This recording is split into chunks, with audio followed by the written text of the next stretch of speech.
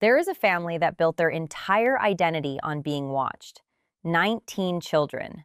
Cameras in their kitchen, cameras at their dinner table, cameras at their births. They invited the world in, every argument, every milestone, every private moment, packaged, produced, and broadcast to millions. For 2 decades, the Duggar family did not just live in public. They monetized public life. They turned transparency into a brand. And then one day they stopped. Not one of them, not two, all of them. Gone, silent, dark. And if you know anything about how media strategy works, you know that when a family this visible, this coordinated, this professionally managed, goes completely quiet at the same time, that silence is not an accident. That silence is a decision.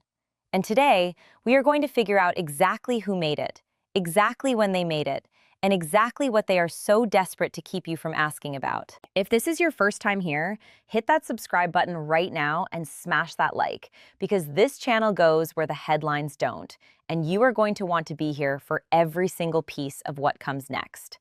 Let's start with what actually existed before the silence, because you cannot understand the blackout without understanding the machine that went dark.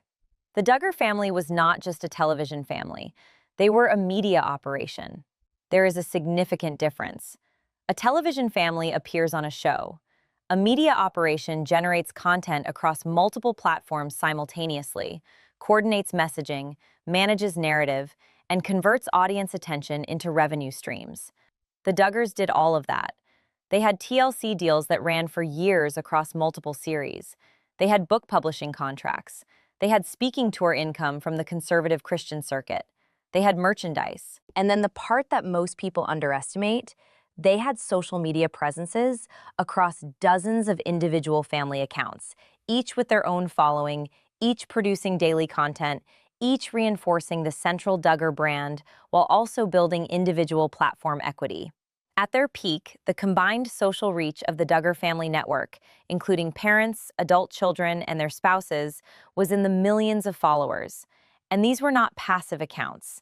These were active, daily posting, story sharing, comment engaging accounts. This family understood the algorithm.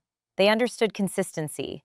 They understood that audience retention on social media requires showing up every single day and giving people a reason to keep watching, which is exactly why the silence hit differently. Now here's where it gets forensic, and I want you to pay very close attention to this part because the timeline is everything. When public figures go quiet during legal or personal controversies, there are generally 3 explanations. The first is attorney instruction. A lawyer looks at what is being said publicly and tells their client to stop talking because every word is potential evidence. The second is narrative damage control. A PR team or family advisor makes the calculation that any statement, no matter how carefully worded, will only generate more questions and more coverage, so silence becomes the strategic choice. The third, and this is the one that matters most, is coordinated concealment. Not one person decided to go quiet.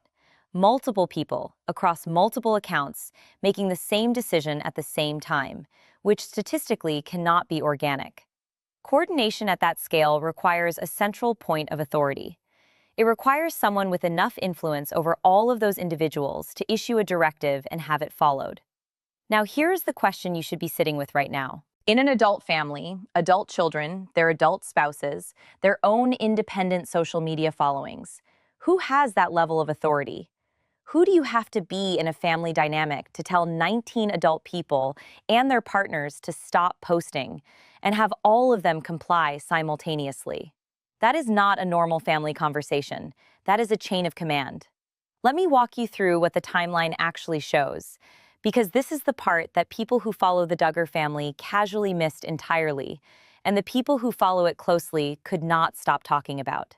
In the period following the filing of legal proceedings connected to Joseph and Kendra Duggar's separation, social media accounts across the Duggar family network began going quiet. And I do not mean they slowed down. I mean they stopped. Accounts that had been posting daily content, life updates, family photos, scripture quotes, the regular rhythm of content that builds and maintains a following went completely silent. And the critical detail is not just that they went silent, it is the sequence. It is which accounts went quiet first. It is which accounts followed within days. It is which accounts very specifically stayed active. Because the differential silence, meaning the fact that some accounts continued while others vanished, tells you something about who received the directive and who was considered either safe to continue or outside the communication chain. When you map that sequence, you stop seeing a family in grief or a family respecting privacy. You start seeing a coordinated response. And coordinated responses in family dynamics do not emerge from mutual agreement. They emerge from hierarchy. Now I want to talk about Kendra specifically, because I think this dimension of the story has been significantly underdiscussed, and I think it deserves serious attention. Kendra Caldwell married into this family. She was not born into the Duggar media machine. She came from outside it.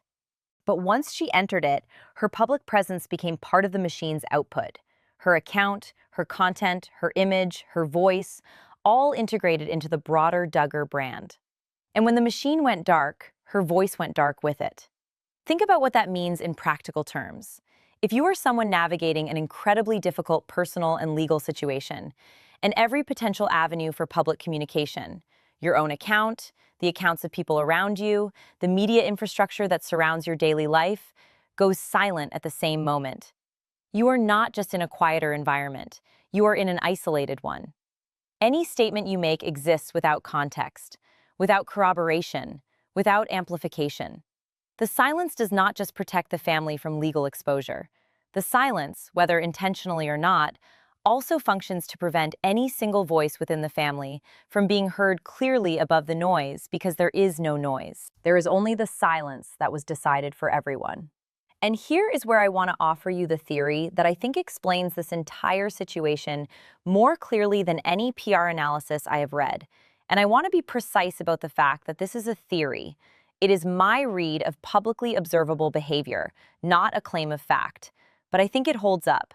The Duggar family's media blackout is not primarily about the Joseph and Kendra case.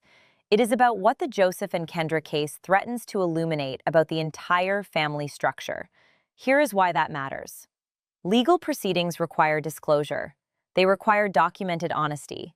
They require the kind of specificity about family dynamics, financial arrangements, decision-making authority, and communication patterns that the Duggar family has never been required to provide in any public forum. The TLC cameras showed you what the family wanted you to see. The books told you what the family wanted you to read. The social media accounts gave you what the family wanted you to believe. Legal proceedings are different. Legal proceedings do not work on a curated content model. And for a family whose public image has always been carefully and professionally managed, the introduction of a legal process that operates outside their narrative control is not just uncomfortable, it is existential. The silence is not mourning. The silence is not respectful. The silence is a firewall. And the question that should be keeping you up at night is, what exactly is on the other side of it? I want to take a moment here and do something slightly different, because I think it is important for this story. Imagine, and I want to be clear, this is a speculative dramatization, not a real account of any proceedings.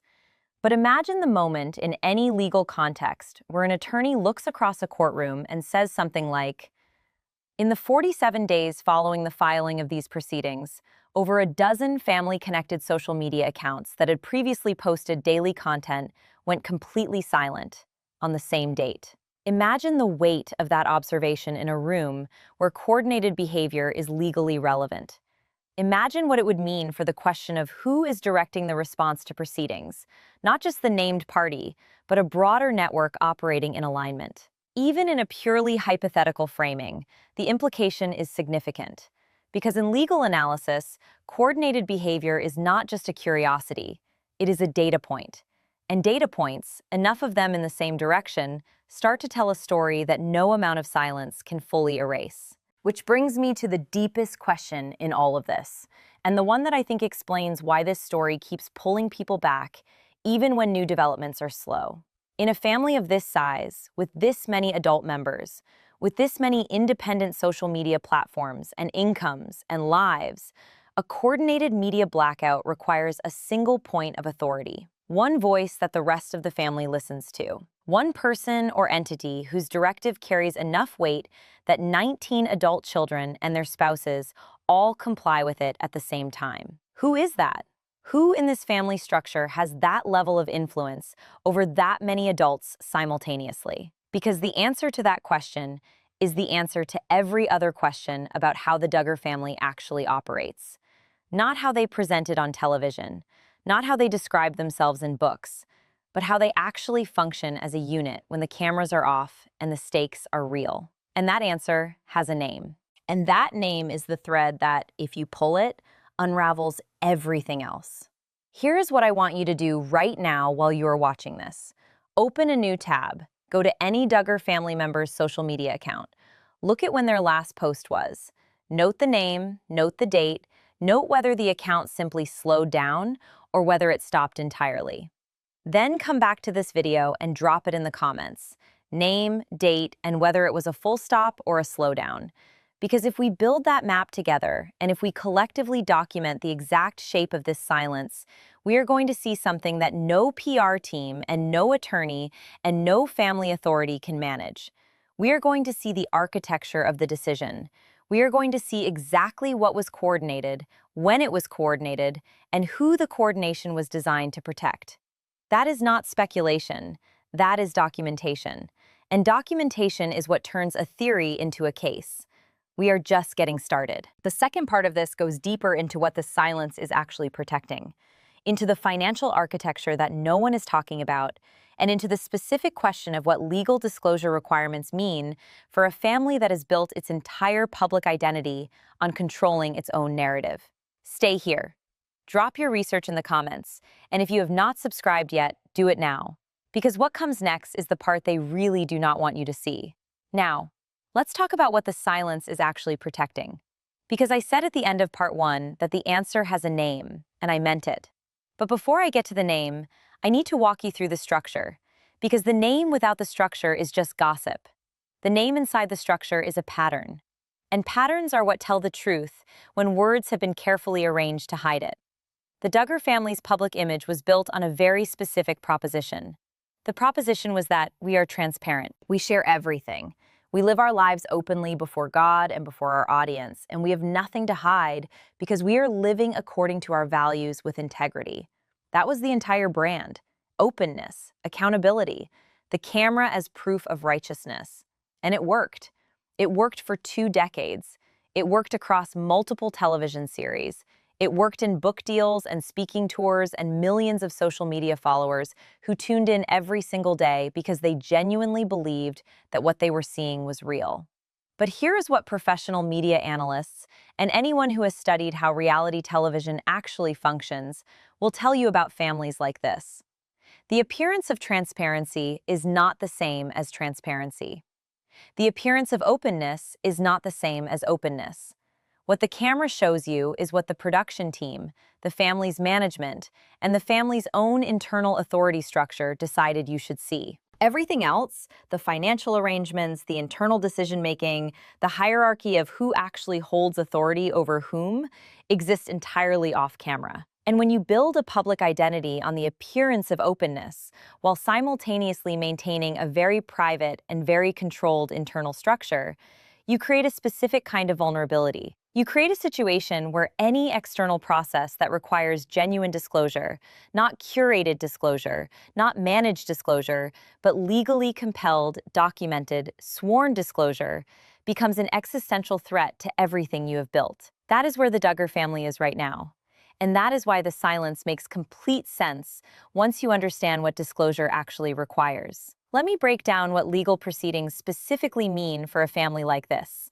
And I want you to understand this clearly because it is the engine driving everything else we are discussing. When legal proceedings involve family matters, separations, custody arrangements, financial disputes, the discovery process requires both parties to produce documentation, financial records, communication records, evidence of decision-making authority, evidence of who controls what, who influences whom, and how the family structure actually operates in practice rather than in presentation. For a normal family, this is invasive and uncomfortable. For a family that has operated a multi-platform media business, generating significant income where the lines between personal finances, family finances, ministry finances, and business finances have always been deliberately blurred, This kind of disclosure is not just uncomfortable, it is potentially illuminating in ways that go far beyond the specific case at hand. Think about what disclosure in a case involving Joseph and Kendra Duggar might require in terms of financial documentation. Who controls the income generated by Duggar family media appearances? How is that income distributed among family members? Do adult children who appeared on family television programming have independent financial standing? Or is their income managed through a central family structure? Who makes the financial decisions that affect individual family members' lives? And critically, when attorneys are reviewing communications to understand the dynamics of a marriage and a family separation, what do those communications reveal about the broader family structure that surrounds that marriage? These are not theoretical questions. These are the kinds of questions that legal proceedings generate. And a family that has always controlled its own narrative with extraordinary precision, that has always decided exactly what the public sees and exactly what remains private, suddenly finds itself in an environment where they do not get to make that decision. The court makes that decision, and the court does not care about the brand. Now, here is the part that I think has been almost entirely missing from the public conversation about this family, and it is the part that I believe explains not just the current silence, but the entire pattern of how this family has responded to every crisis it has faced over the past decade. There is a concept in family systems theory, and I want to be clear, I am using this analytically, not clinically, called enmeshment. Enmeshment describes a family dynamic where the boundaries between individual family members are so blurred that the identity, decision-making, and emotional experience of individuals cannot be separated from the identity, decision-making, and emotional experience of the family as a unit. In an enmeshed family system, individual members do not make independent choices. They make choices that are filtered through, approved by, and ultimately determined by the family's central authority structure. And the critical feature of an enmeshed system is that it functions invisibly from the inside. The people within it do not experience themselves as controlled. They experience themselves as unified. They experience compliance as love and conformity as belonging, and the directive of the central authority as the voice of shared values. Now look at the Duggar family through that lens. Look at a family where adult children married adults with their own children all go silent on their personal social media accounts on what appears to be the same day in response to legal proceedings that directly involve only one of them. Ask yourself, in what family dynamic does that happen organically? In what family dynamic do married adults with independent lives and independent followings and independent income streams all simultaneously decide on their own, without coordination, to stop communicating publicly? The answer is they do not. They do not do that on their own. They do it because someone with authority over all of them told them to. And the question of who that someone is and what authority they hold over adults who are legally and financially supposed to be independent, that is the question that the silence is protecting. That is the question that legal disclosure threatens to answer. And that is the question that I believe is at the absolute center of everything this family does not want examined. I want to be direct with you about something because I think this channel's credibility depends on me being honest with you about the line between what I know and what I think. What I know is publicly observable. The social media accounts went quiet. The timing is documentable. The scale of the silence across multiple independent accounts is a matter of public record. The existence of legal proceedings involving Joseph and Kendra Duggar is a matter of public record. The history of the Duggar family's media operation, its financial scope, and its internal authority structure, as revealed in previous public controversies, all of that is documented and verifiable. What I think I am offering you as theory rather than fact is the interpretation of what that observable evidence means. I think the silence is coordinated. I think the coordination indicates a central authority. I think that central authority is the same authority that has always controlled the Duggar family's public narrative, and that the identity of that authority is something that legal proceedings could potentially bring into documented focus in a way that has never happened before. I think the silence is not about protecting Joseph.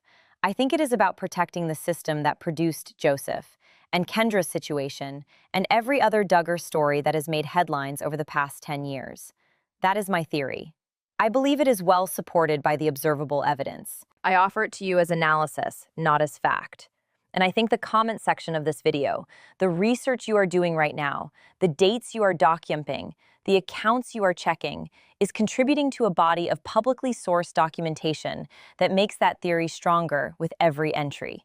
Let me talk about Kendra one more time, because I want to make sure this story never loses sight of her as a person inside it, rather than just a name in a news cycle.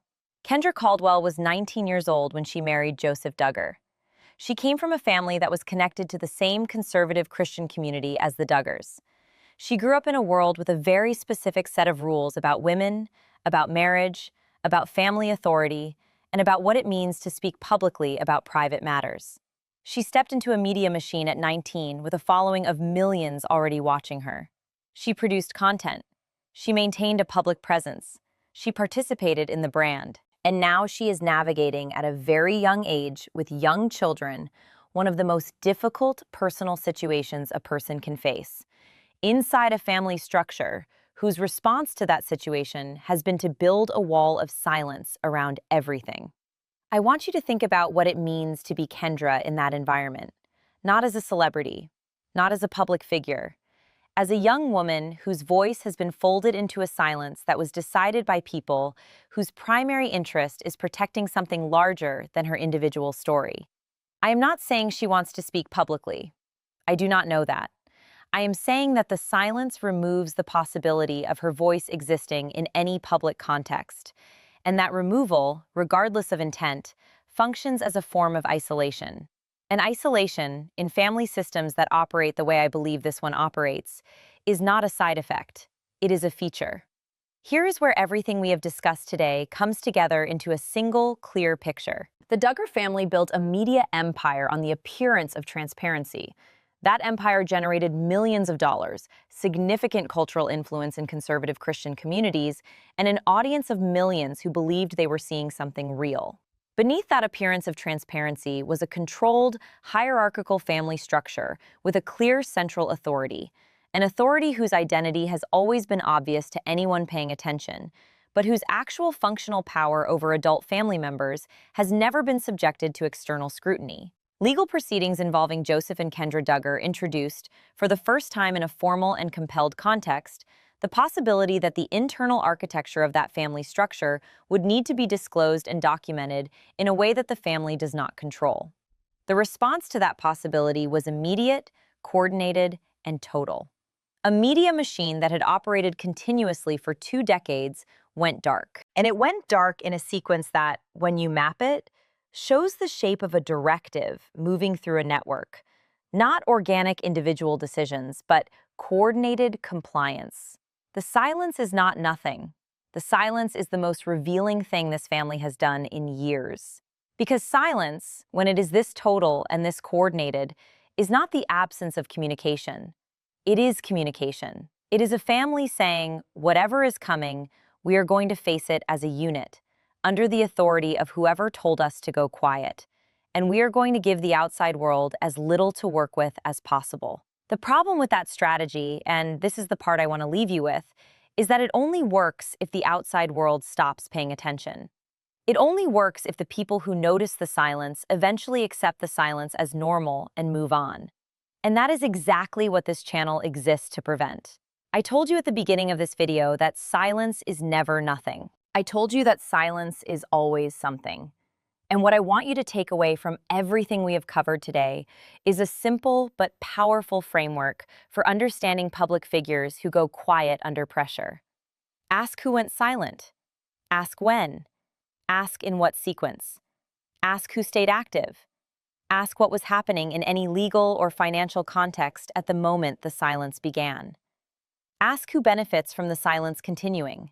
And ask, most importantly, what question the silence is specifically designed to prevent you from asking out loud.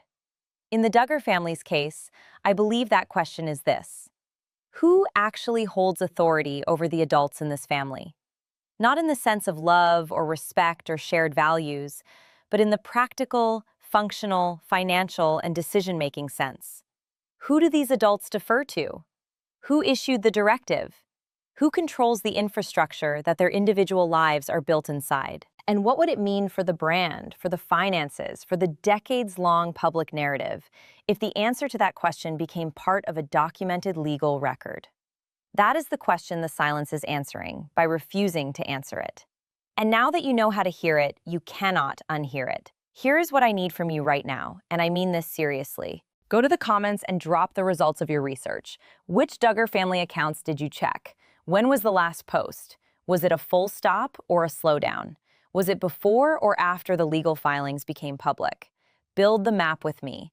Every single data point in those comments is a piece of a picture that no PR strategy and no attorney and no family authority can make disappear once it is documented by thousands of people in a public forum. This is how independent media works. This is how stories that powerful institutions would prefer to stay quiet get told anyway. Not by one person with a camera and a theory, by a community of people who pay attention, who document what they see, and who refuse to accept that coordinated silence means the story is over. Share this video. Right now, before you close it, send it to one person, just one, who has followed the Duggar story and noticed the silence without being able to explain it, because I just gave them the explanation. And explanations, once they are out in the world, have a way of traveling much further than any silence can contain them. Subscribe to this channel if you are not already subscribed, and hit the notification bell, because this is not the last time we are going to pull at this thread.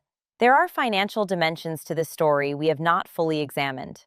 There are patterns in how this family has responded to previous crises that directly predict how they will handle this one.